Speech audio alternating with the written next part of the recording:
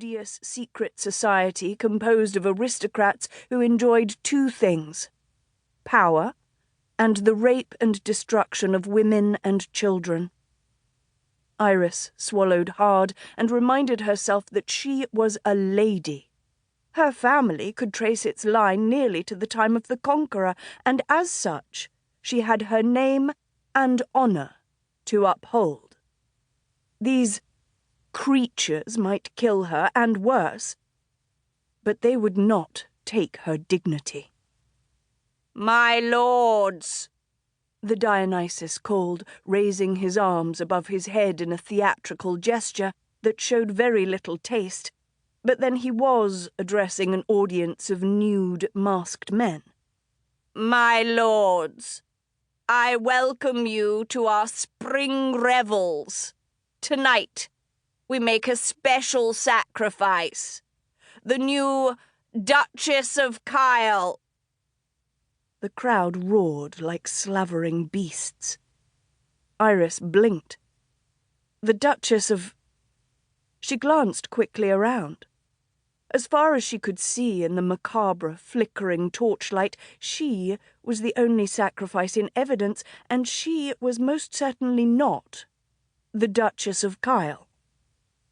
The commotion began to die down. Iris cleared her throat. "No, I'm not." "Silence!" the fox hissed. She narrowed her eyes at him. In the last 4 days she'd been kidnapped on her way home from the wedding of the true Duchess of Kyle.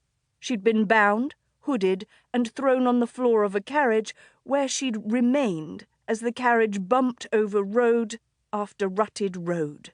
And then, on arrival at this place, she'd been shoved into a tiny stone hut without any sort of fire. She had been starved and had only a few cups of water to drink.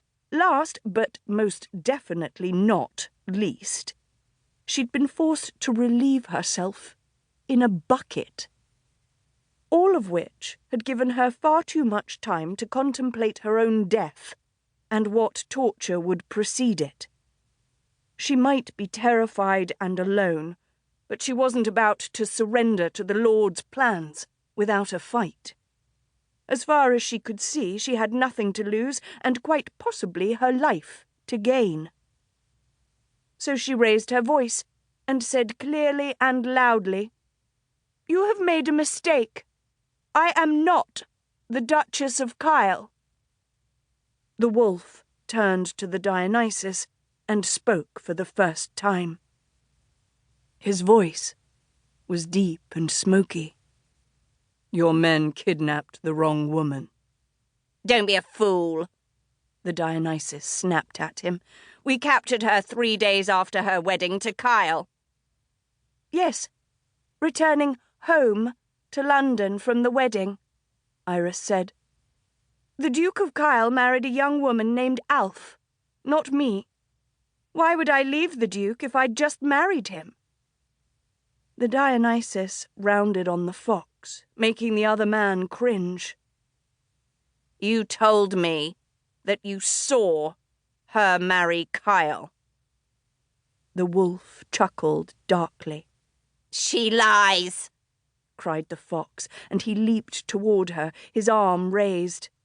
The wolf lunged, seized the fox's right arm, twisted it up behind his back, and slammed the other man to his knees.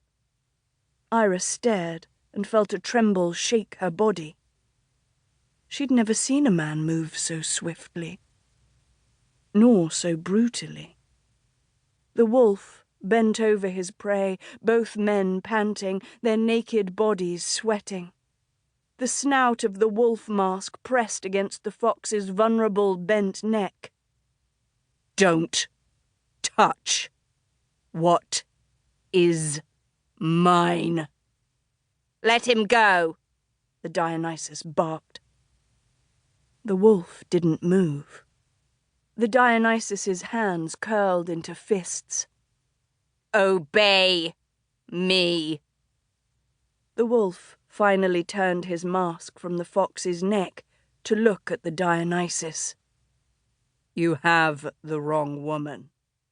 A corrupt sacrifice."